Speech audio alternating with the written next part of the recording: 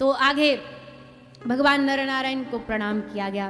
नारायणम नमस्कृत्यम नरम चैव नरोत्तमम देवीं सरस्वतीं व्यासं ततो जयं मुदीरयेत्। सुखदेव जी का आगमन हुआ। सुखदेव जी का आगमन हुआ। सुखदेव जी महाराज पधारे। कैसे पधारे? व्यास जी ने पहले भागवत की रचना करी। व्यास जी सुखदेव जी को अपने मोह से न ला पाए और भागवत जी के प्रताप से सुखदेव जी आए। कैसे भागवत लिखी? व्यास जी चिंतातुर अपने आश्रम में बैठे थे, तभी नारद जी आए। हे नारद जी ने कहा, हे व्यास जी, आपके आश्रम में जब कोई आप किसी संत महापुरुष के आश्रम में जाते हो ना, तो वहाँ का वातावरण, वहाँ का परमानंद, वहाँ की शांति आपको बता देती है कि यहाँ कोई बुद्ध महापुरुष रहता। पूछना नहीं पड़ता। वहाँ का ऑरा, वहाँ की वाइब्रेशन, वहाँ की शक्ति, वहाँ के पत्तों पत्तों में जो खिलखिलाहट होती है, वो सब बता देती है कि कोई महापुरुष का स्थान है। लेकिन आज जब नारद जी आए तो व्यास जी के आश्रम में बड़ी बेचैनी थी, बड़ी अशांति थी। अशांति का कारण पूछा। व्यास जी ने कहा, अशांति का कारण, पहली बात तो मेरा खुद का मन विचलित है। और मन विचलित इसलिए भी है क्योंकि आगे कलयुग आ रहा है। कलयुग के समय को देख कर के मन बड़ा विचलित है। कैसे लोग भगवान की ओर लगेंगे? मैं उनको ऐसा क्या लिख के दे के जाऊं जो सबके हृदय में भगवत प्राप्ति का भाव जगे? तो व्यास जी की ये चिंता, नारद जी ने कहा, हे व्यास जी, सबसे पहले तो आपको स्वयं को भगवत प्राप्ति, भगवत रस का गुणगान करना पड़ेगा।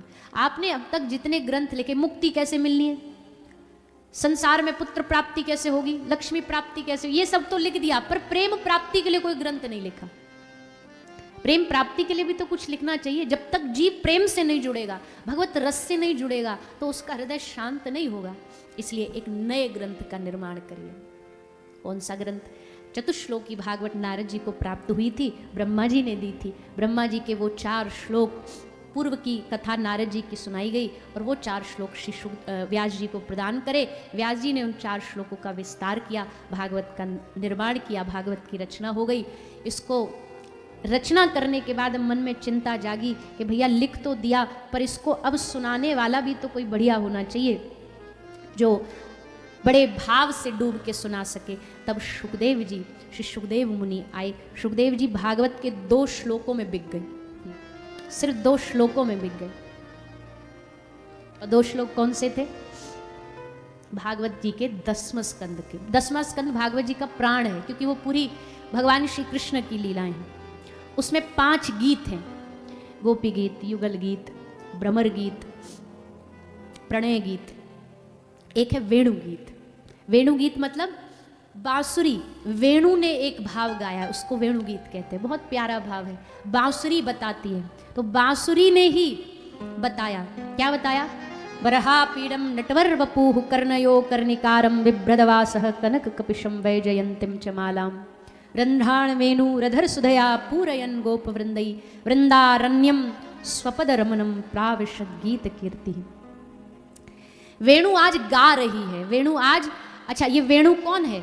वंशी गेयो महारुद्र, भगवान महादेव ही कृष्ण लीला में बंशी बन करके आए, महादेव ही बांसुरी बन के आए। तो महादेव भगवान की स्वरूप का वर्णन करते। वरहा पीडम नटवर वपुः त्रिभुवन कमलम तमाल वर्णम। पितामह भीष्म जैसा ब्रह्मचारी भी ठाकुर जी के रूप पर मोहित हो गया। त्रिभुवन कमलम, ब्रह्मा जी मोहित हो गए। क्या सुंदर स्वरूप है ठाकुर जी का, क्या सुंदर स्वरूप है। आज सुखदेव जी भी इस स्वरूप को देख करके बिक गए। फिर अहो बकीयम स्तन कालकूटम जिघांसया पायदप्य साध्वी लेभे गतिम धातृचिताम ततोन्यम कम वा दयालुम शरणम रजी। हमने कल कहा था 2 रेयर कॉम्बिनेशन है, स्वरूप भी अच्छा, स्वभाव भी अच्छा, ये नहीं मिलता।